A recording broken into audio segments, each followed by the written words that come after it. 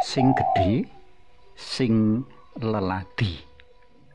Panglimbang 5 menit dina Selasa wagi tanggal 18 Maret taun 2020. Kapethik saka Injil Matius bab 13 ayat 1 tekan ayat 12.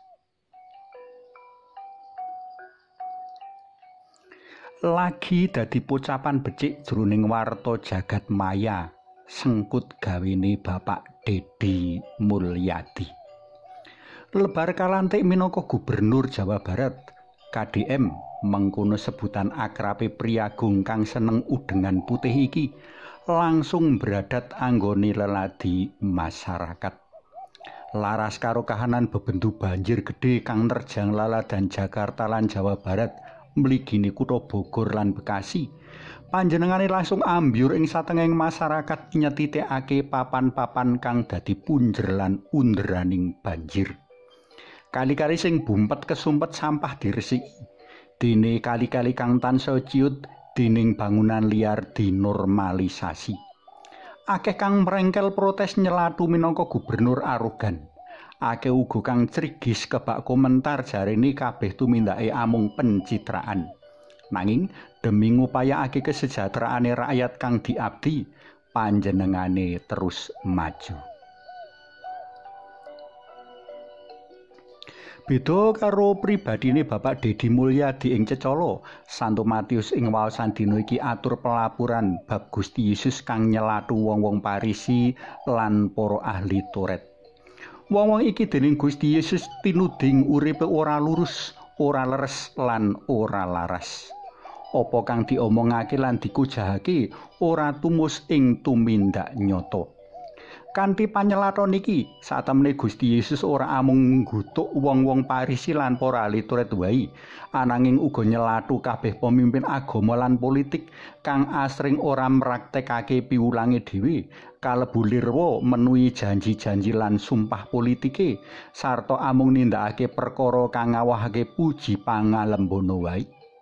Kekuasaan lan disalahgunakake ndadekake para pemimpin sombong, seneng nindes, mbodhohi rakyat, mburu hormat lan puji, senadyan isih akeh uga pemimpin kang becik lan bener.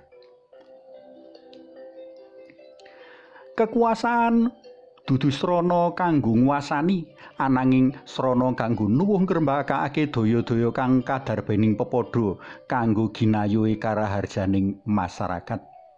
Kekuasaan prayogane dienggo ngladeni pepadha. Gusti Yesus ngelingake menawa ing ngarsaning Allah awake dhewe kabeh derajate padha minangka putra-putraning Allah, sing beda amung jinis timbalan lan wujud lelabuhane. Gusti Yesus ngendika sapa kang kepingin paling luhur lan dadi pangarep kudu leladi. Monggo sami nuladani Gusti Yesus Sang Mesias lan tetunggul kita kang ing atase Allah ananging kersa nyuwungake diri arupa abdi banget ing tuhu enggo seda saengga Gusti Yesus banget ngluhurake panjenengane. Saben pemimpin tinimbalan kanggo nglereni tumindak ala lan sinau tumindak becik. Kabecikan mau katon nyata ana ing leladi kang katindakake. Tansah sengkut anggone leladi, tansah luhur pribadine kaya kang katuladakake uga dening Kang Dedi Mulyadi. Para tresna pelem kinasih, sawetara panggedhe kang isih ngugemi nurane becik lan resik wis padha kupiya amanah jroning ngayahi tanggung jawabe. Nadyan mbok menawa awake dhewe dudu panggedhe, awake dhewe bisa dadi gedhe kanthi nyengkuyung para panggedhe kang amanah mau.